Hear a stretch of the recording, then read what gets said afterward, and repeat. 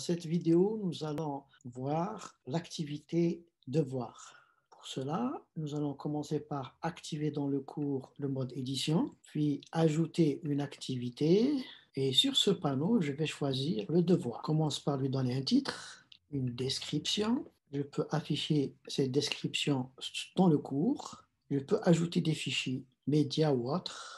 Nous allons voir ensemble quelques paramètres. La disponibilité, elle doit être activée pour que l'étudiant puisse y accéder. Date de remise, bon, nous n'allons pas mettre date de remise, mais vous pouvez déterminer une date de remise ici, une date limite de remise, vous pouvez l'activer aussi, et vous pouvez faire un rappel d'évaluation pour l'enseignant, ici aussi. Voilà, je vais désactiver. Quel type de remise? Vous voulez une remise de fichier, un texte en ligne, nous allons y revenir. Le nombre de fichiers maximum, bon, ici nous allons choisir un seul. La taille du fichier, nous allons choisir donc 1 méga ou 500 kilooctets, une page ou deux pages. Le type de fichier, vous pouvez choisir le type de fichier ici, tous les types de fichiers, ou bien HTML, audio, média. Donc nous allons mettre tous les types de fichiers enregistrés, ou alors vous souhaitez un texte en ligne.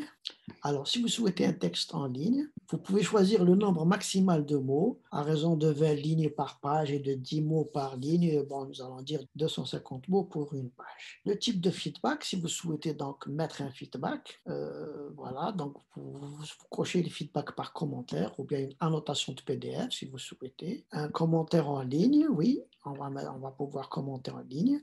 Donc ici, nous allons enlever le texte en ligne et seulement garder la remise de fichiers. Il y a d'autres réglages que nous pouvons voir au fur et à mesure. Réglage de la remise des travaux. Ici, on peut exiger que les étudiants cliquent sur le bouton « Envoyer le devoir ». On va dire oui. Réouverture des travaux remis peut se faire manuellement, automatiquement jusqu'à la réussite ou jamais. On peut régler pour une remise d'un travail en groupe. Il y a des notifications, informer les évaluateurs des travaux remis, oui ou non. Là, ça peut être aussi oui, ça peut être intéressant. Informer les évaluateurs des travaux en retard, oui ou non.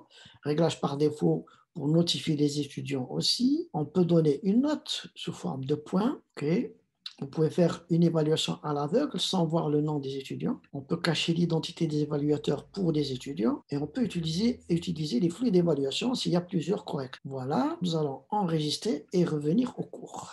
Et voilà notre devoir qui apparaît sur la page de cours de l'enseignant dans cette section les bases. L'enseignant va cliquer sur devoir 1 pour consulter les devoirs qui sont remis. Et bon, alors ici, nous voyons que le devoir n'est pas caché pour les étudiants, qu'il y a 2 étudiants qui participent, que pour le moment, aucun devoir n'a été remis. Alors, nous allons prendre le rôle d'étudiant. Voilà la page de l'étudiant, que cette activité n'est pas encore réalisée. Vous voyez que cette case n'est pas cochée.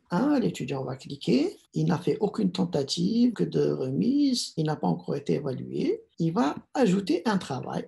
L'étudiant va voir que c'est une remise de fichiers. Tous les fichiers sont acceptés. Il va, par cliquer déposer, mettre son document. Bon, le devoir de l'étudiant est déposé. Il va enregistrer. C'est un brouillon non encore remis et il peut décider maintenant soit de le modifier, soit de le supprimer, soit de l'envoyer. Il doit cliquer ici, comme nous l'avons paramètre. Envoyer le devoir. Est-ce que vous confirmez vraiment de remettre votre travail? Vous ne pouvez plus effectuer de changement. Il continue. OK, l'étudiant voit qu'il a remis pour évaluation. Nous allons revenir dans la page de l'enseignant. Nous sommes sur le cours de l'enseignant. L'enseignant va vouloir consulter les devoirs remis. Il va cliquer sur devoir 1 et il s'aperçoit qu'il a 2 devoirs qui sont remis. Il veut les consulter.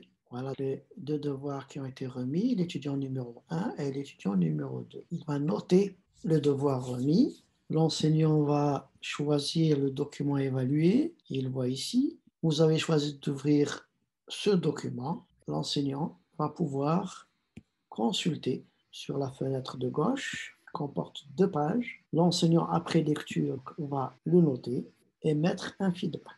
Excellent travail. Et il va enregistrer et afficher la suite. L'enseignant va pouvoir consulter les travaux remis et nous voyons qu'il a évalué les 2 devoirs qui ont été remis. L'étudiant, lorsqu'il consultera son devoir, verra que son travail a été évalué. Voilà pour le devoir.